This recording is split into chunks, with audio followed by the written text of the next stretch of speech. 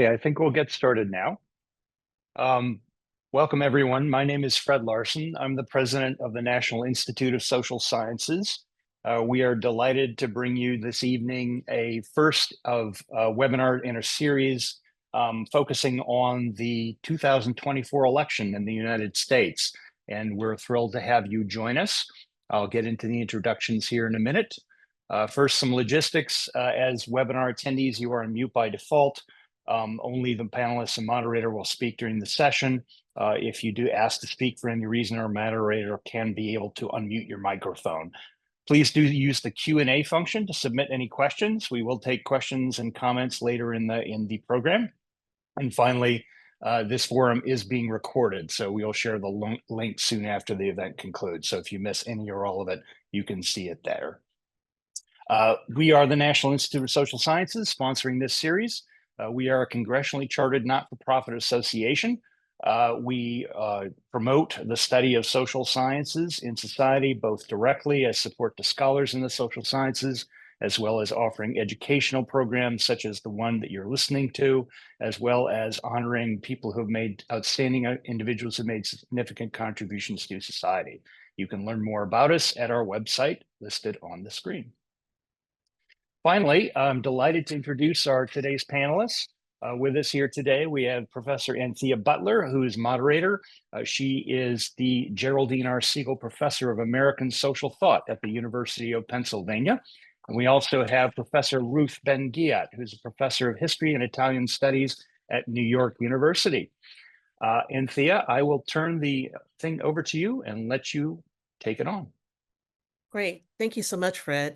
And thanks to all of you for joining us this evening. I'm really hoping that we're going to have a great discussion where you'll have A, lots of questions, and B, to be able to ask who I consider to be first a great friend, and then secondarily, and most importantly, a very good authority on authoritarianism. So let me introduce to you Ruth Ben-Ghiat. She is a professor of history and Italian studies at New York University. She writes about fascism and authoritarianism, propaganda, and democracy protection, all things that are very important to this election cycle. She is the recipient of a Guggenheim Award and other fellowships, an advisor to protect democracy, and as you might know her, an MSNBC opinion columnist and somebody who's on MSNBC at least 2 or 3 times a week, and I think they should pay you, but that's another story. Because the black car is going back and forth from your place all of the time to 30 Rock. She appears frequently on CNN, MSNBC, PBS, and other networks. Her latest book, which we're going to start off by talking about tonight, Strongman, Mussolini to the Present, is in paperback now with a new epilogue, examines how illiberal leaders use corruption, violence, propaganda, and machismo to stay in power and how resistance to them has unfolded over a century. Welcome, Ruth. Thanks for joining us tonight. And I hope you don't mind if I call you Ruth. No, of course not. Okay. No, it's going to be a great conversation. Great. And I just want to start off by saying, why strongmen? The first time I saw the book, I was like, well, if you're a historian, you know about strongmen, but why? And what made you write this book? I had been studying fascism for many, many years, for decades, and I felt then Trump came on the scene, and I wanted to. I'm sorry, let me just clear my throat. I wanted to write a book that looked back over 100 years. I felt it was time to have a book that put what we were going through in the United States with Donald Trump in historical perspective, that also sent the message that it can happen anywhere, no society is immune, and that there are patterns when these individuals come on the scene, what they say, what they do, the way people respond to them. And the outcome is different in every place and time, but there are tools of rule, there are playbooks, and we can learn from those things to combat Donald Trump's attempts to ruin our democracy. So I wrote the book during the Trump presidency. And last thing I'll say is I wanted to focus on moments when a charismatic demagogue was able to kind of remake society, remake his party, based on his personalization of power. So that's the Strongmen synopsis. Yeah, great. And I think, people sort of knew him one way, right? They knew him as, you're fired, right? On The Apprentice, or they knew him as a New York personality, they knew him because of the hotels and everything. But I think it was really jarring for people to sort of start to think about him as an authoritarian or as somebody who would be autocrat. So I was hoping while we get started, one of the first things we could do is sort of identify two terms, right? And to help people understand, A, what is authoritarianism, and B, what is an autocrat, right? Because I know Mhm. it's something you probably take on in, History 101 or something. But for those of us who are just new to this, can you sort of explain the difference between the two terms and what we're talking about here? Yeah, so at its most basic, authoritarianism is when the executive branch starts to overwhelm the other branches of government and giving the leader who becomes an autocrat, uh, you know, kind of fewer checks on him. Hmm. And the ideal is that that the other branches of government would become rubber stamps for this individual, and it's a continuum, Yeah. right? And they're always trying to get more and more power. But authoritarianism, at its base, is this kind of enhancement of the executive branch up through giving the autocrat immunity for everything he does, and also making it almost impossible to remove him from power because you've done away with elections or you fix them so you still have them, but they don't really result in you being removed from power. You no longer have free and fair elections. Exactly. So, you and I got to know each other through January 6th, obviously. I knew about your work beforehand, but became closer at January 6th. And so I thought, it might be useful to sort of talk about why January 6th was this moment for us in authoritarianism. And then I want to talk about how people have perceived that moment. Yeah, I still can't watch the footage of January 6th without feeling sick to my stomach. Yeah. um, because I wrote a piece for CNN the day it happened, calling it a coup. Hmm. And a third of my book is about coups. And I never thought that it would be relevant to things going on inside America. America, during the Cold War, backed many coups Yeah. in Latin America and helped many countries to lose their freedoms. But we did not have a coup here. We had a regional authoritarianism in the Jim Crow South, but Right. we did not have a national dictatorship, nor did we have somebody who tried to overthrow the government. So technically, January 6th was a self coup, autogolpe from the Spanish, where somebody's in office and then they try and stay there. Yes. There was one in Peru recently, and of course, Venezuela there very recently. So some of them fail, some of them succeed. And it broke so many taboos, January 6th. I mean, this mob assaulting the Capitol, forcing uh, Republicans and Democrats to run for their lives, to call their families, to say, I might never see you again, defecating in the offices, trashing it, this mob just unleashed. And the last thing is, I see this as a leader cult rescue operation. Donald Trump has a leader cult on the par with, the old school dictator. We're not a one party state, of course. And Yeah. he summoned them to the Capitol, area, and he called on them to help him at his time of need. He said, "You're not going to have a country anymore if you don't fight." And he unleashed them. And so they were responding to the distress of their leaders. They were trying to keep him in office because he had brainwashed them to think that he had been wronged by, he really won the election. Yeah. So all of this comes into play on January 6th, but the violence of it, the extent, the fact that propaganda instilled by Trump led to this violence, who was targeted, the noose on the Capitol for a far right Republican, Mike Pence, all of this broke taboos. And then we've had elevated violence, elevated dehumanization of enemies, everything anti democratic has been hugely escalated ever since. Yeah. Yeah, and troubling. I mean, I watched most of January 6th, so the instinct was to turn away, but at the same time, I just couldn't believe it, like you, that this was happening here. But I think, what is useful to help everyone listening tonight and whoever will watch this understand is that this isn't something that is anathema to some Americans. So I want to just read out a couple of things here that'll help us kind of frame this conversation. We're used to saying and hearing and taking, those of us who've taken civic classes, talking about America being a democratic country, right?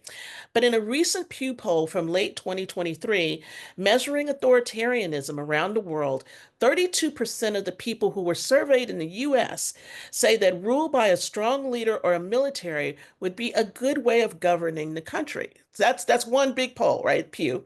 Then the next one from PRRI, which is just a recent one that just came out in 2024, 4 in 10 Americans, according to PRRI, are susceptible to authoritarianism. How did we get here? How did this become such a high percentage in America? And maybe that's the first question. And then secondarily, what's the attraction to people about authoritarianism? So first, I want to say that these polls are in line with polls from other countries. Yeah. There are these large polls. One is called Latino Barometer, another is called Afro Barometer, and they are like continent-wide polls. So Afro Barometer had 34 African countries, Yeah. and they interviewed young people. This is like 2022. About is democracy your preferred form of government? And they said no, like 30-40%, the same percentage as you're citing for here. The same thing with Latino Barometer. So there's there are two things going on. One is the disaffection with democracy. Democracy has disappointed people. It's caused inequality. It's caused loneliness. But there's also been a very effective delegitimation of democracy by these demagogues. And so what we've seen to come to the States, Donald Trump has been, and his allies, his many allies, has been hammering for almost a decade now. This is how I see it, those polls, about that democracy is a failure, that our country is a failure, that democracy is not the right form of government, that it brings crime and anarchy. And so he's got the negative for democracy, delegitimizing all institutions, all notions of truth, the press, the prosecutors, any teachers, any authority figure, or beloved or not, but authority figure, trusted intermediary, trusted representative of any democratic institution has been hammered for almost a decade by Trump. Then he has also had a parallel effort. Who does he praise? If it's not democracy, democracy is tyranny, he says, and that's what Mussolini said. He praises Xi Jinping. He praises Putin. He even praises the leader of North Korea, which is a state that survives because of cybercrime. It's a totally failed state if it weren't, one of the most repressive dictatorships in the world. He praises Orban. So this is how I see it. He's been conditioning Americans for almost a decade to want a demagogue, to want a strongman saying, this is who is brilliant. Xi Jinping, he looks like a movie star. Putin. And saying Biden is, incompetent, anarchy and crime will happen to you. And I think he's a brilliant marketer. He's a brilliant propagandist. And he's had lots of help from Fox News, who's been a partner in all this. And so after all these years, no wonder you get polls that say, yes, I too believe that perhaps a dictator will be better, because Trump says, I'll be a dictator for a day, just like my friends, who have such efficient, wonderful governments. So it's the effect of long-term propaganda and conditioning. It's the effect of his charisma. It's the effect of his ruination of democratic institutions in his followers' minds, and his hold on them on the way they think. Yeah, I think that's really important because one of the things that I think about a lot with propaganda, where you say the word charismatic is really true. People sort of think about this, and the way that, we don't talk about it like this very much, but I think it's actually important in the case of Trump and others, is that there's a sense of star quality to this, right?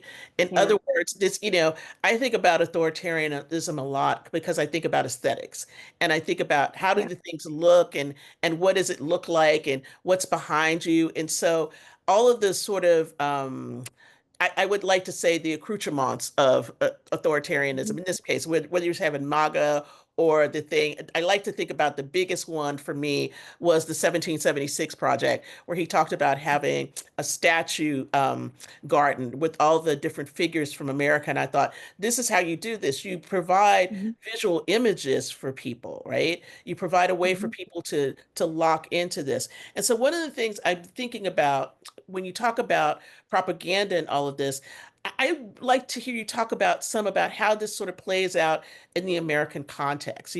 We could talk about Trump, but I think there's lots of ways in which people sort of get funneled into this kind of thinking, right?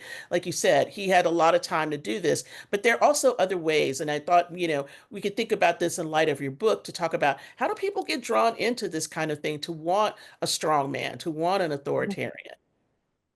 So there's lots to say. One thing, it's a pattern that recurs, is when a society is in a certain place where there's been a lot of change, a lot of progress, where many people see it as progress, other people see it as a nightmare. Yeah. When there's been significant, kind of progress in workers' rights, in racial equity, in gender equity, Hmm. things that make societies into more just environments and more inclusive. Those are times when you have a backlash. And often the vehicle of that backlash is the strongman or some kind of authoritarian governance. And this has happened over and over again. So I'll give an example not as well known as Hitler and Mussolini. In Spain, before the coup and Franco, who lasted 36 years, workers had gotten like many more rights. Women had gotten property inheritance for the first time. Women were given the right to vote. And so, there are these moments over and over again. We were very well placed in 2016 for a backlash because many people had never accepted an African American president. Right. They didn't like it that the Supreme Court had legalized same sex marriage. Women had been admitted to combat, and there was the mandate of having true gender equity in all of the armed forces, special forces, all of these things. And we can name many more things that happen. Yeah. So here comes Trump, who immediately addressed himself to all racists, to all malcontents, who he called the forgotten. He told them he loved them. All kinds of extremists from various strains of racism and extremism, all of whom felt that their authority was being threatened. Hmm. White people, especially white males, Christians, and he made his administration a kind of vehicle to start turning the clock back and disenfranchising those who shouldn't have had the power in the first place. So that's the key. It's not just turning back things legally. It's that these people are arrogant. They truly are racist, and they feel that those conditions shouldn't have been possible in the first place. Somebody like J.D. Vance. Yeah. So it goes beyond just changing some laws. It's about a shift of mentality, and that's where the propaganda comes in. Hmm. And I think the other thing that goes in with propaganda is also conspiracy, right? And we didn't really talk about this, but because that that's something that I'm always very interested in and I talk Yeah. about a lot. Let's talk about conspiracy and how this works and everything. And I'm thinking back to how you talked about Trump, but what was the first conspiracy that really got Trump on the radar in a different way? Because he tried to run for president before, but what got him on the radar was birth certificate But of Obama, yeah. right? So that was this big thing. Let's talk a little bit about that because I think the other piece of this is there's conspiracies, right? And then there's disinformation, and then there are things that spur these kinds of things. So let's have a little back and forth about this because this is something that you and I think about a lot, I know, but I want everybody else Mhm. to kind of hear the insides of these conversations because I think it's important for people to understand you might have somebody in your family who believes some of this stuff. So how are you going to start talking to them? Yeah, so the skilled propagandist, of which Trump is one, will always try and raise doubt, um, and and smear the target by surrounding the target with some kind of suspicion. So in the case of Obama, it was, he wasn't really an American. Yeah. And this is very, very important today, with Vance saying that I don't care whether the Haitians in Ohio and wherever in their stand-in for all non-white immigrants. I don't care whether it's proven that they are legal. I'll still call them illegal. So it's and there's a straight line between Yes. kind of trying to smear Obama and raising doubt about his legitimacy as an American and of course as a president. That's what you do, and that's there's a Kremlin version of this, the Kremlin playbook, but this is what you do. You make a lie about the person, but even more, you try and surround them with a halo of illegitimacy, Hmm. and then depending on the target, various racist stereotypes. Yeah. They're not reliable. They lie, and you can plug in for the different groups who are targeted. Right. Um, but this has been going on a long time, and Trump has specialized in this since the Central Park Five. He's been doing racist propaganda for many decades. He's very expert at it, and this was what put him on the map. And this was also the same time the Tea Party, and Bannon was part of the Tea Party. There was this radicalization going on, and Trump um, and Bannon were together in kind of deciding it was time to take it mainstream. Yeah, exactly. I mean, I think back about this because I was looking at all of this very early on, back to the 2008 election, right? Because I do religion, and one of the things I Yeah. think is really interesting is that this all came around, during the 2008 election. I mean, people are probably thinking, "Oh, why are you going backwards?" We want you to see the line, right? Because there's a very straight, very red line that goes through all of this that Yeah. people are sort of marching towards. It's like, oh, he pals around with terrorists. That was that. And then it was the birth certificate. And then it was, Mexicans are raping people. It's like this whole sort of barrage of things. But I think the thing that really has stuck out to me that brought in a whole nother kind of group of people, they were probably already there. But let's talk about the pandemic because I think the pandemic did something that superpowered this in a different kind of way. And I think that's also important to talk about how authoritarians use these kinds of maybe a black swan event is what we might call it, right? To Mhm. forward something like what's happening now. Yeah, what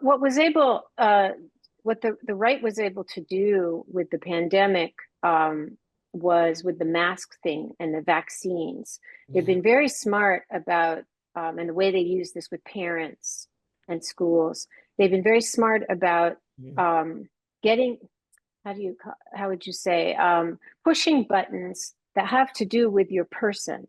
Hmm. um, Child, that's where which is your also. your children, your physical person, Hmm. um, that you have to wear the mask, and it's all the conspiracy theories about what will happen with the masks, Hmm. and then of course the vaccines that make you sick and they make your family sick. They've been very smart about pushing these buttons that make people feel existentially threatened. In Yes. that case, about their health. But Trump and GOP and all these extremists are very, very good at getting people into a state of existential dread. Hmm. That's what great replacement theory is, which is Yes. used all over the world by far right extremists. And when Trump says you're not going to have a country anymore on January 6th, it's either me or the abyss. And Hmm. there we go back to the strongman. I alone can fix it. Otherwise, you're not going to have anything. Or the white race will be extinct, if we keep having these immigrants come in. And Mussolini, this is in my book, Mussolini said the same thing. He said, cradles are empty and cemeteries are full. Mm. And if and he in his time talked about black, brown, and yellow people who were going to submerge, this is his quote, the white race. So this stuff's very old, and it's not just American. With the Turner Diaries, there are different strains of it, right? But the key is to get people into some kind of fear for their survival, their personal survival. And of course, the pandemic, where so many people were dying, bred all kinds of scapegoats. So you had, I wrote an essay about this for my Substack Lucid. You had a spike in anti-Semitic hate crimes all over the world, even places where anti-Semitism isn't a huge thing during the pandemic because the Jews were bringing it in. And then Trump says immigrants are bringing disease. The That's Chinese another old virus, one. remember how he called it? Yeah, And then it was like, Asian Americans got it, yeah, terribly. yeah. Yeah. And Mussolini used to say that he used to refer to, then it was, he was obsessed with Slavs because of Bolshevism coming from the East.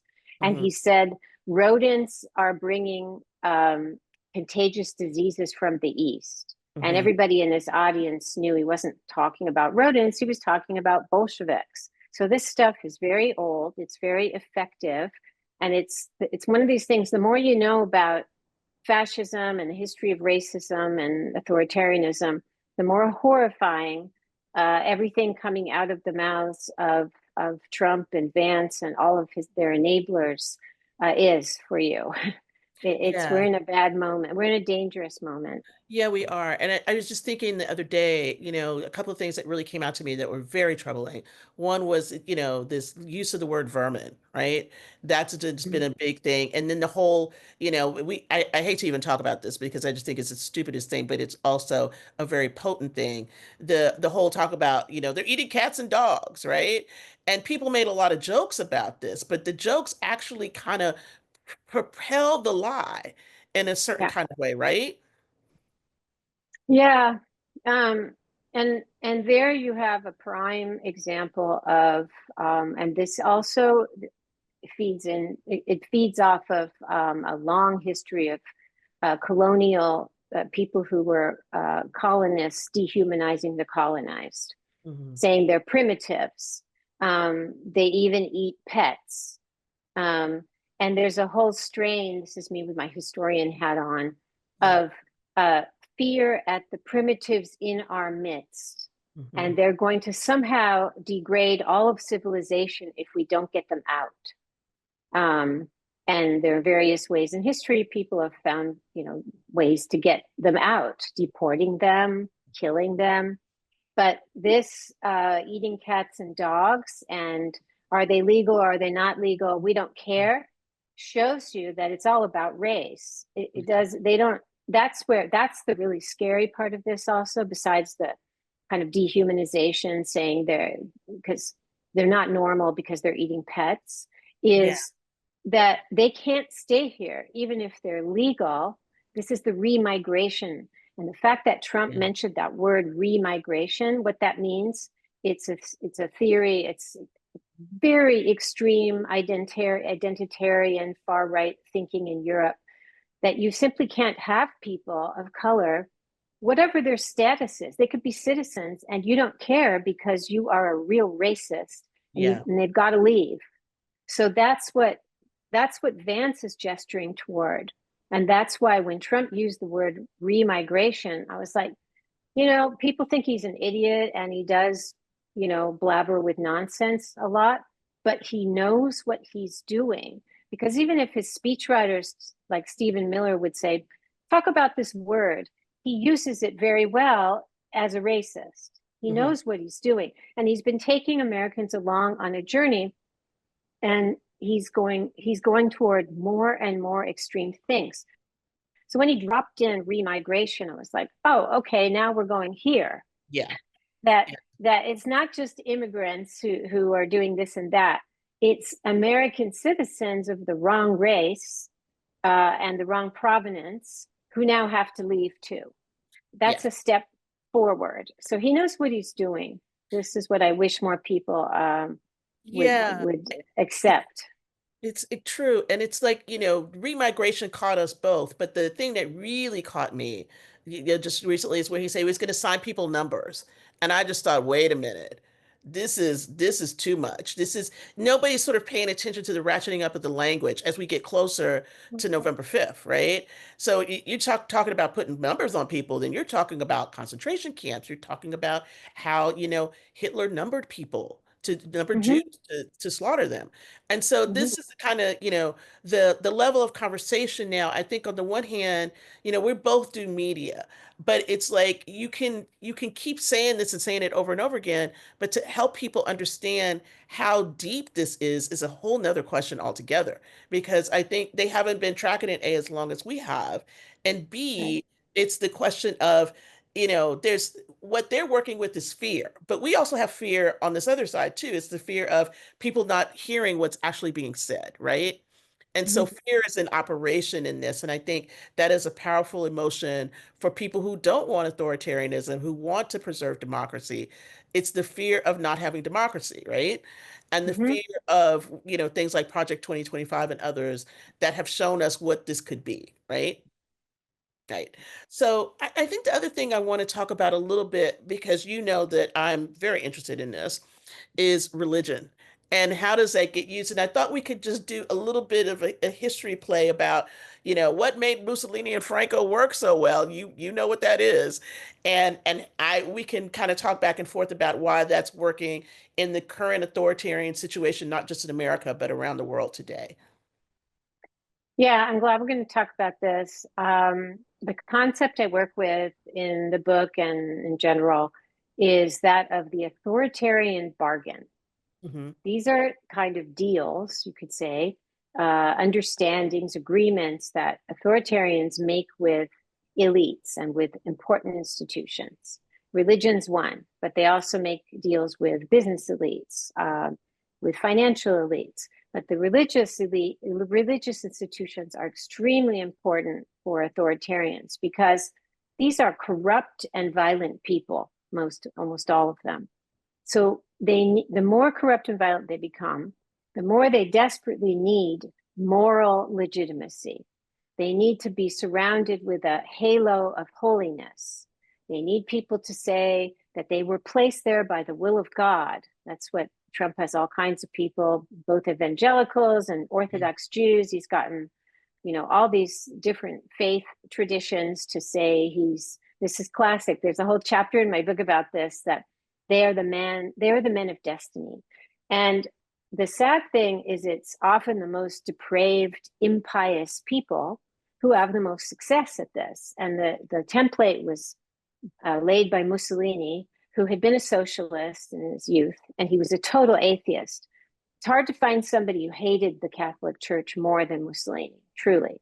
And he was the one who made the deal with the Vatican and created the modern Vatican state that gave them independence. And in return, all the crucifixes went up in the classrooms, and all the priests, and it's very important because people trust their faith leaders in small towns.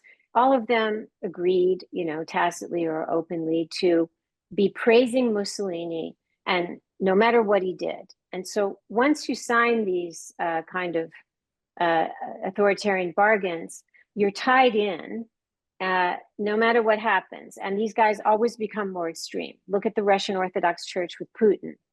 Yeah. Every time he takes an ice bath or he goes out, there they are blessing him.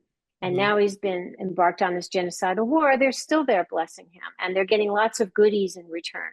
Hmm. So each side gets something. And that's if you know this throughout history, and it doesn't matter what the faith is. There are versions for all the faiths, and all the leaders of the different countries where different faiths are. You see what Trump has been able to do here, and how important that's been for his legitimacy, despite his impeachments. He was a convicted felon. He tried to overthrow the government. He's an adjudicated rapist. Nothing matters because they're locked in. Yeah, exactly. And I think, it's important for people to understand too, this part about religion is that, the question that I always got a lot was basically like, well, why do religious people like him? They shouldn't like him. They shouldn't do all this. Well, the reason why they like him is because he is a strong man. He's a daddy figure for them. That's number one. I think it's important. The second thing I think is that they see it, especially in this particular context, and I want to take this away from Trump just a second. I want to talk about Mark Robinson down in North Carolina. It's the whole thing about I can be forgiven by God. So this is okay because I can be forgiven. If you think about this from the Christian context, is Yeah. that it's not going to matter because God still favors me, all of these things, right? So, here I sit, you're in New York, I'm in Pennsylvania. In Pennsylvania, we're about to have several big religious figures on the right who are pro-Trump coming through the state to sort of promote him. And part of what has happened and what's been very interesting for me has been the whole way in which they continue to prophesy about Trump. And there were all these prophecies prior to the 2020 election, and then he lost, right?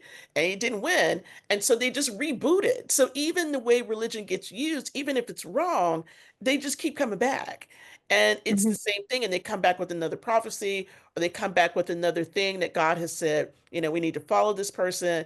It's going to be okay. The nation cannot survive without him. He's Yeah. God's chosen person. And I Yeah. think, this is something I'm working on for the next project. When you brought up Putin, I just wanted to say this to people listening outside. The head of the Russian Orthodox Church, it used to be a very nice guy who was involved in ecumenical dialogues and everything. And now he's blessing Putin everywhere he goes. The most recent picture I remember was Orthodox Easter, where they were both together and, Putin's holding a candle, right? But what does the Orthodox have on? $100,000 watch. So there's obviously really great things going on for him because he's Yeah. backing Putin in the war. And this man was not like this. I know professors who knew him before. They thought, we just don't know what happened to him. And I'm like, I know what happened to him. Money happened to him. Power happened to him. Right. That's So right.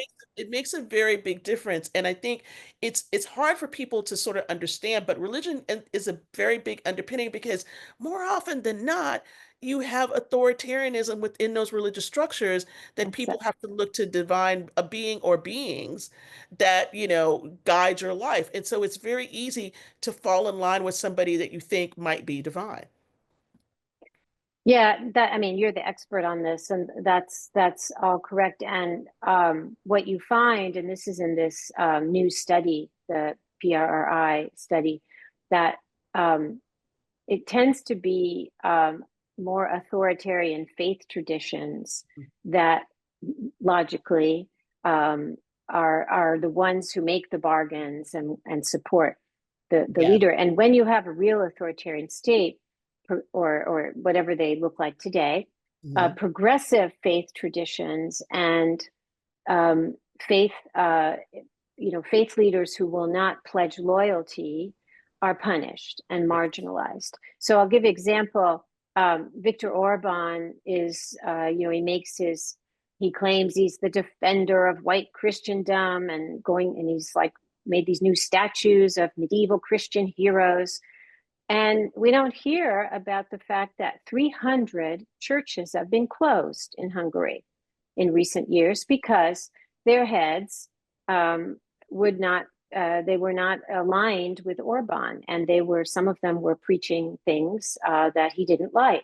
So he closed them. He forced them to close. He took away their funding. He found various ways to close them, and we don't hear about that. No. So that's what happens. There's a realignment of the faith landscape, and there's many other. I can give other examples. We don't have time of progressive, also like progressive Christians, just keeping to Christianity, who have a social justice Yeah. ethos.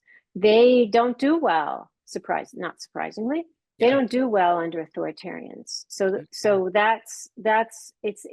are many tragedies institutionally, personally, within the world of religion when these bargains happen. Yeah, I was thinking, the big one that people always think about a lot in terms of what happened during the Holocaust is Dietrich Bonhoeffer, right? Yeah, The kind of liberal Christian doesn't want, this yeah, authoritarian, doesn't want, fascism, doesn't want Hitler, yeah, the end, right? Now, obviously, we have not gotten to this point yet, but I think it's worth, starting to consider the stakes and what we're facing. And so without being so down, because this could be a really downer conversation, right? Every time people see us coming, they're like, oh my God, what are you going to talk about today, right? Um, I think it's useful for people to start to think about what does it mean to try to preserve democracy, first of all? And then secondarily, thinking about this election cycle, and we'll take some questions here in a minute. What can we do? How can we talk to people? How can we be an active part of maintaining American democracy? Yeah, so I mean, we're getting close to the election, but in a funny way, we have to think beyond the election too, Yes. and registering people to vote. Mhm. And now there's, the good thing about being in a moment like this is there are lots of studies, there's lots of attention into what we took for granted before, what we Yeah. weren't doing enough of, what works. So we know that, for example, anything with an in-person or a direct connection, like whether it's phone banking, Mhm. canvassing. It's hard to go door to door. It can be Yeah. scary in some areas, but it works. Um, Registering people to vote. Um, all of that is necessary. And I'm always haunted by the fact that up to 80 million people didn't vote in the last elections. I don't know. I know it was like 80 million in 2016. I don't have the number for 2020, I'm not but sure what 2020 was. even if it's 30 million, that's just a giant amount of people. So we need to be doing that. Now, conversations I've been for years now, it's very hard. My mother was radicalized. She lives in England, and she was radicalized during the pandemic by Russia Today, which she Mhm. refused to, because they had British hosts. She didn't want to believe me that it was Russian propaganda. She Yeah. became very pro Putin. She became like a right wing wacko, really. And then they banned Russia Today, and she got slightly better. But so I'm saying this because I know it's very hard to have those conversations. I was hanging up on her, and then I was like, wait, I know better. You're not supposed to hang up. Yeah. So this is the time to have the conversations and find the way in, whatever area of policy outcomes or life that will be. Talking about the tragedies that will come. I'm Mhm. trying to talk to people about just the. It's hard for people to get their mind around this. The idea of deporting 15 million people. Yes. This is more than the whole population of Sweden. It's Hmm. more than the population of Cuba or Haiti or Indonesia or Belgium. What they want to do is on the scale of the old school dictators in its magnitude. And the problem is with that scheme to deport so many people gives them the right to build an infrastructure of repression, Hmm. camps. They might call them transit camps. They're going to be concentration camps, but they're going to call them something else, right? Once you build those things for one group, this is a lesson from history. It's always other groups who go in there. Like when the Nazis opened Dachau in 1933, they had to build Dachau because the prisons were full and they were using warehouses. They didn't know where to put all these people, but they didn't build it for Jews. They built Dachau to put socialists, liberals, and communists in there. Anybody who wasn't like a far right fascist. Then Yeah. they put Jehovah's Witnesses in there.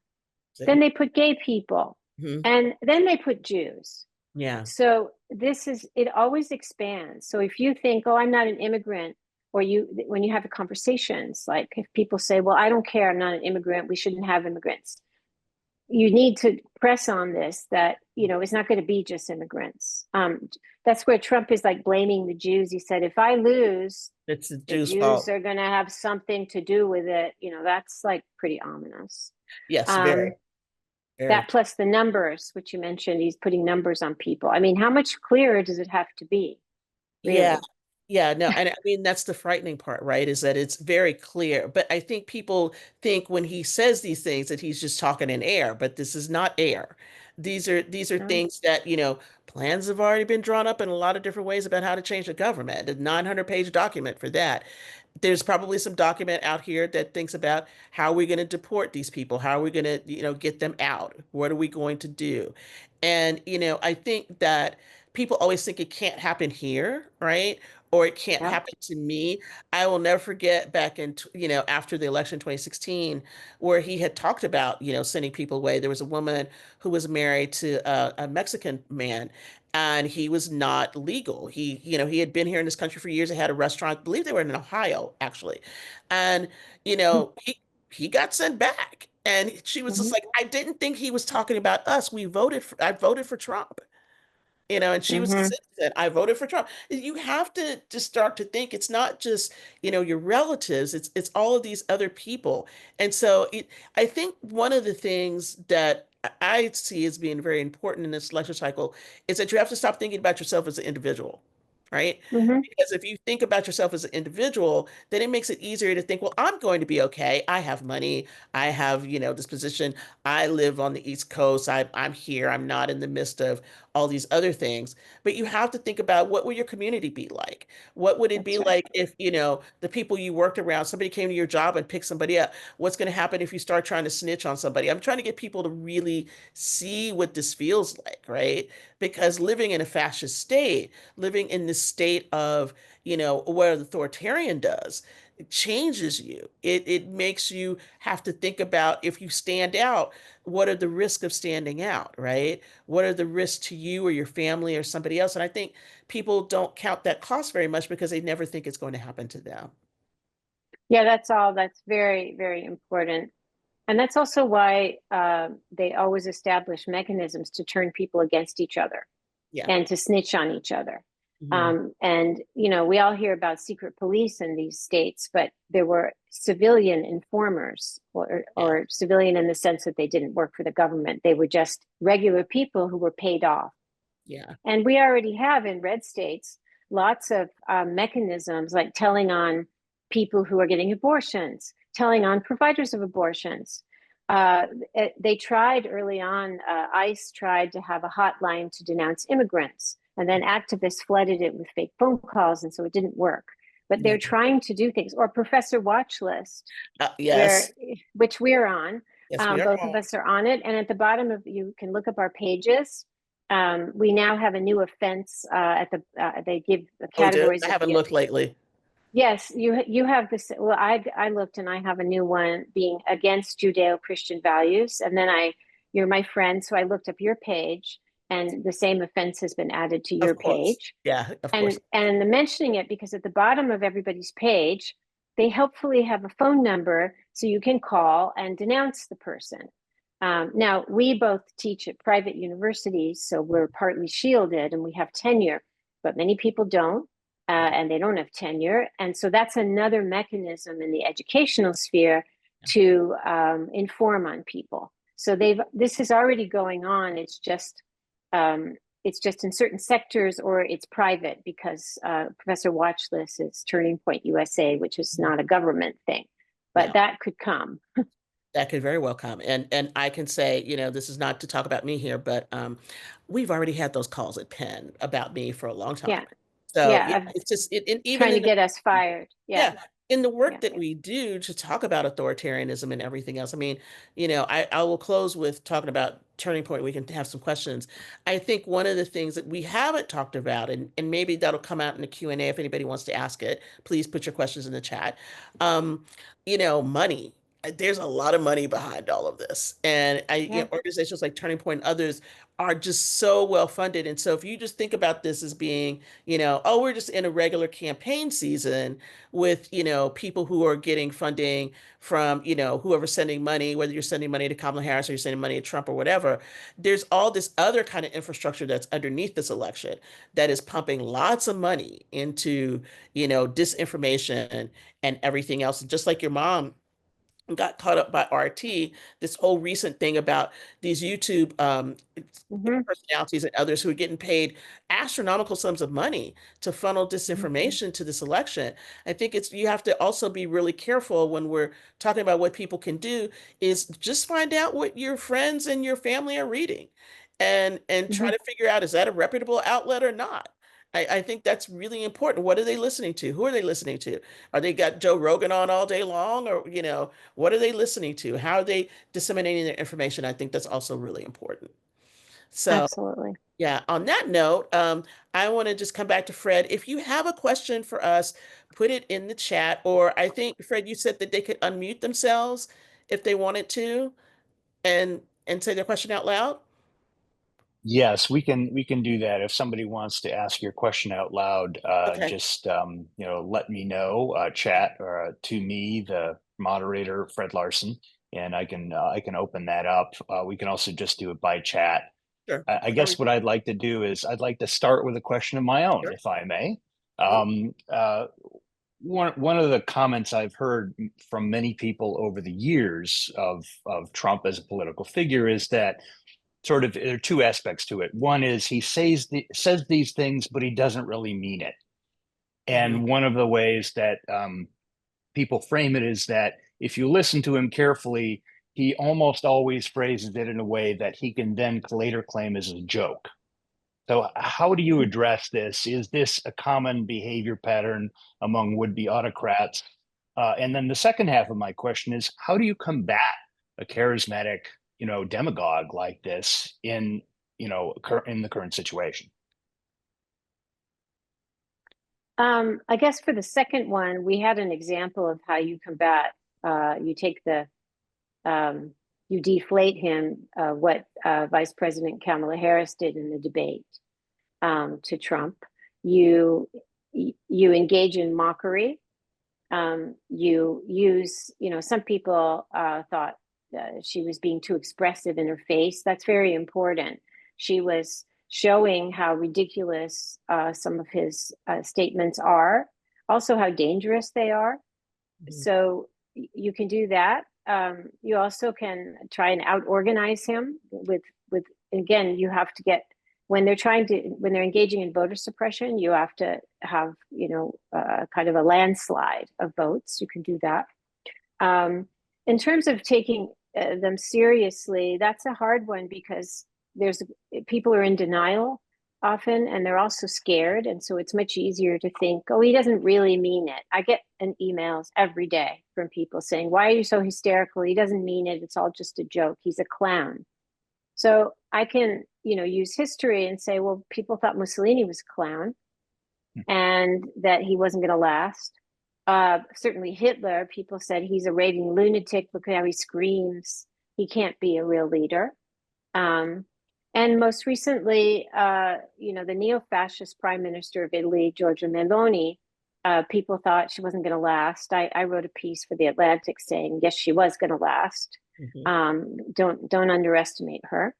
So it's like a psychological reaction to try and say, oh, this problem will be taken care of for us because the person will just burn out or they don't really mean it. And instead, I mean, we can look at Trump's case, what he already did during his first term. He caused enormous damage and he tried to overthrow the government. He unleashed a violent mob and then now calls them patriots. There's a reason he's, impeached, a felon, adjudicated for all these things because of what he did. So anyone who doesn't want to believe that he's dangerous can look at the judicial record or the physical record of destruction. So that's why I go back to, like, for many people, it's a problem of denial. Mhm. I think that's really important. I think also too, the debate stood out to me as a moment. What if we go back in time, because I'm the historian too, and so I have to just come back to this. There's also kind of different responses to when you get made fun of. And let me point back to the press club thing that made Trump run when Obama made fun of him. That was Mm-hmm. a huge moment. We're going to go back in history somewhere 50 years, 100 years down the line and say this was the moment that this sort of galvanized him, because it can go both ways. It can deflate them, but it also can revive them in certain kinds of ways. And I think Mhm. that moment for him was a moment where he was just like, I'm coming back and I'm going to do this, and I am coming. Up to that Mhm. point, he had just kind of been messing around, but then he got serious because that was a humiliation for him, and he did Mhm. not want that humiliation again. Mhm. Yeah. I see chat is disabled actually, so if you'd like to speak, please raise your hand. There's a function on that as well, and then I can unmute you. While we are waiting for that, there is already a question here. Interesting question from Frank Bia, if I'm pronouncing that correctly. He said, "Are there any examples of women who behaved as strongmen?" So I don't have women in my book because I was looking at people who really wrecked a democracy. Um, Mm, I mean, there's, Margaret Thatcher. It had, kind of dominant characteristics, certainly. She also took voice lessons right before she became prime minister to lower her voice so she would be taken more seriously. Um, mm, I mean, I think that Giorgia Meloni, who is getting a pass, she came up as a hardcore neo-fascist. She was the head of the youth group, and the youth groups of a fascist party were very extreme. She Mhm. came up with all these guys. She's very tough. She has a very deep voice. She has very good communication skills. She's highly homophobic. She's doing gender washing, where she says, "Oh, I'm breaking the glass ceiling for women," but she's actually trying to take reproductive rights away. She believes that women count if they're mothers first and foremost. She believes in the natural family of a man and a woman. She's not a friend of women, and she's been suing critics. She's doing all these things to harass her critics that Orban does, that Trump tries to do. So she's behaving as a strong woman domestically. However, because she's been pro-Ukraine and she's been on the Democratic side in foreign policy things, she's gotten a pass, and people have believed her propaganda that she's just a conservative. She's very linked with the GOP too. mm. So she's a main person, I would say. Yeah, I was also Uh, wondering, Ruth, just real quick, if you thought about women who are not the exact leader, but attached to the leader, right? Oh By yeah, marriage or something else. I'm thinking about Imelda Marcos. Thinking about yeah. Evita Peron. How do you think about people like that? Because I think if we just think about that as women in leadership, then we miss the point of how women can't operate in authoritarianism in certain kinds of ways.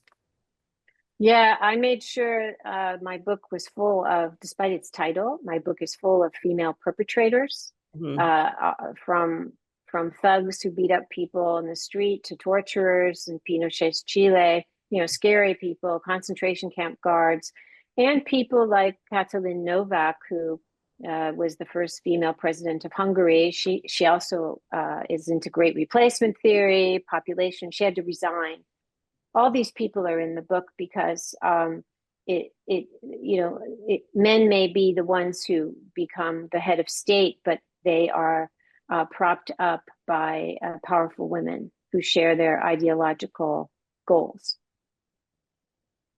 Ed Lebo says, "Don't overlook Indira Gandhi, who declared a state of emergency, Yes, suspended civil liberties, and arrested hundreds of thousands of dissenters." Yes. that's right. That's right. As you say, it's a spectrum. Hmm. Roderick Hickey, you raised your hand to ask a question. Go Hi, ahead. it's Angela. I'm here with Roddy. Oh, Can hi, you? Angela. Hi. Yes. Are there economic conditions that prepare the soil for dictatorships to grow? There can be. I mean, certainly the famous case of the Depression, which gave Hitler the edge for actual voting. I think that it's so you can have a kind of perception of economic crisis in Argentina recently, where you had sky high inflation, like I think 140% at some point. That prepared the way for Javier Milei to come in as Mr. Chainsaw, who is what I call a fake populist, because he posed as the man of the people. The chainsaw was his prop while he campaigned. He said he was going to cut all the red tape. He was going to bring inflation down with drastic measures. He did not. So he posed as, this populist. And he did not kind of dwell on the fact that for most of his career, he was an advisor to the richest billionaire in Argentina. So he's a member of the elite. And what he's done is he has brought inflation down, but he's also restricted civil liberties, right to assembly, doing the usual kind of authoritarian on the rise things. So, and then I think the economic factors, though, we have to think about how neoliberalism in democracies has helped authoritarians to rise because it has disenfranchised so many people. It has disgusted people by creating gross inequities. It has made people feel uncared for. And of course, Project 2025 Squad is all about privatization, deregulation. They are solidly in the neoliberal camp.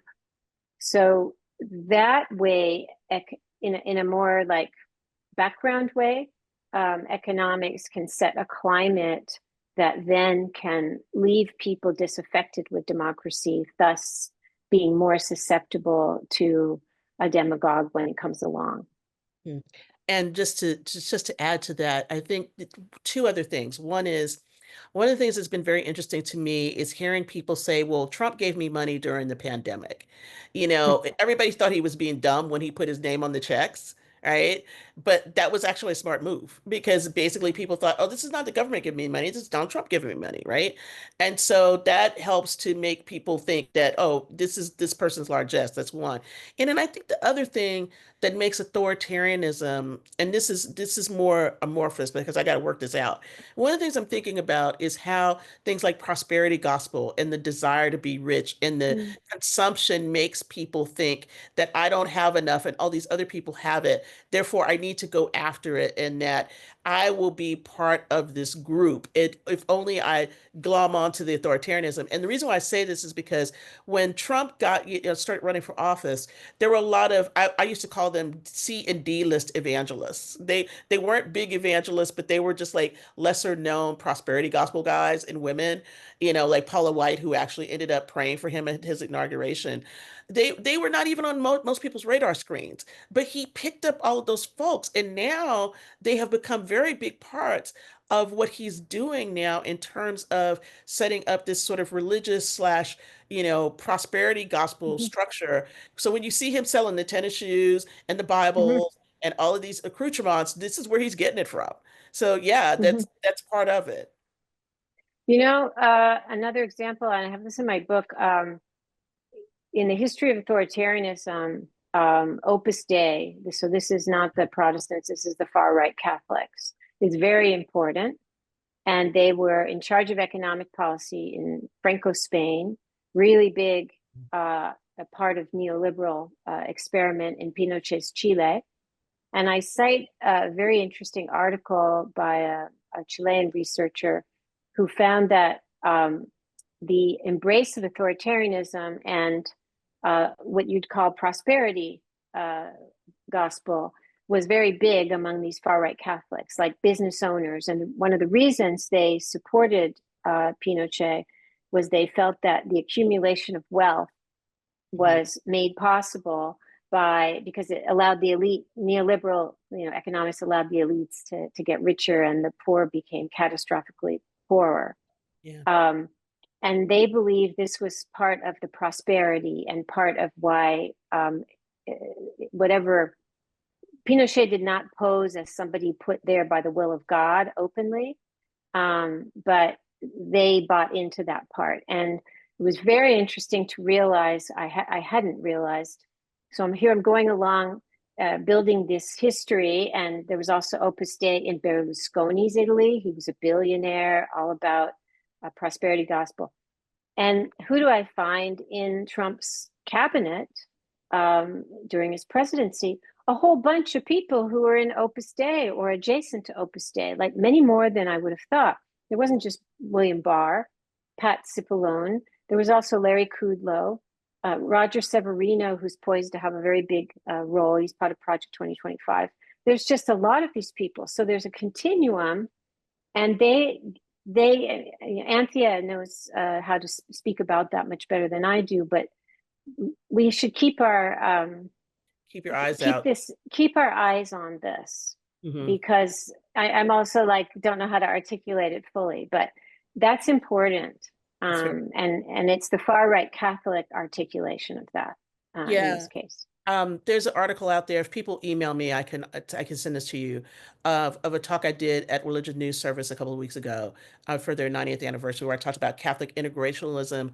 And this is like the fancy term for them trying to put together the church and government together. And there's also another really great book on Opus Dei that's about to come out either in a couple of weeks from an English writer who has looked at all of this in terms of the right.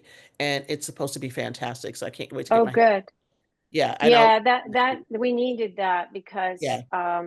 there's justifiably lots of focus on evangelicals and non-denominational Christians, but the holders of real power inside institutions have often been the far right Catholics. Yeah, and just to sort of say this in terms of Catholics, is so everybody can just kind of think about this. There's a recent poll. There's a monthly poll that comes out every month by AP.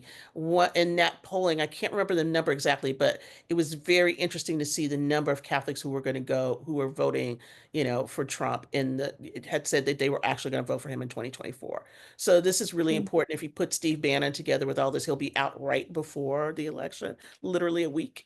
And I'm sure he's going to have 500 Marys and a couple of crucifixes behind him, and promoting, you got to get out there and vote, this is the end, all the apocalyptic visions of why, if Trump doesn't win, what will happen.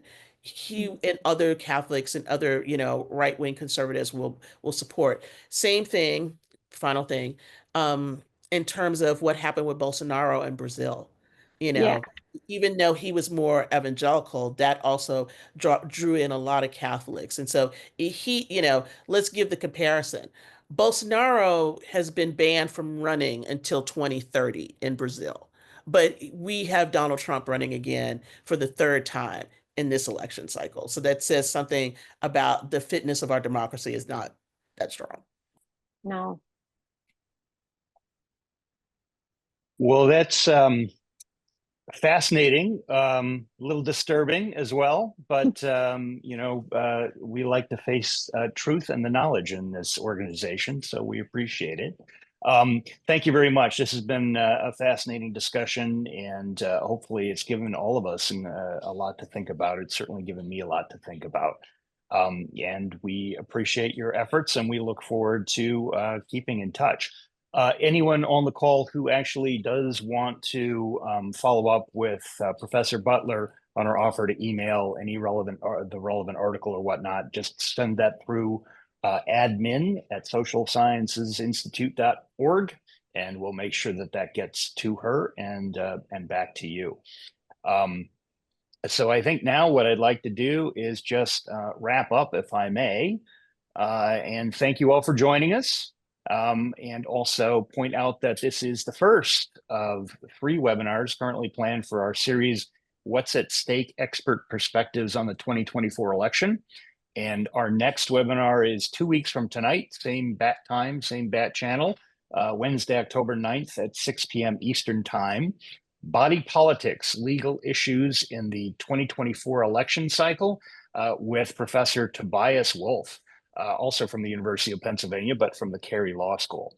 And he specializes in LGBTQ rights and personal reproductive rights and so forth. So he'll have a lot to say about a very key issue in this election, and we hope that you join us. But again, thank you everyone for coming, and let's get out there and get involved.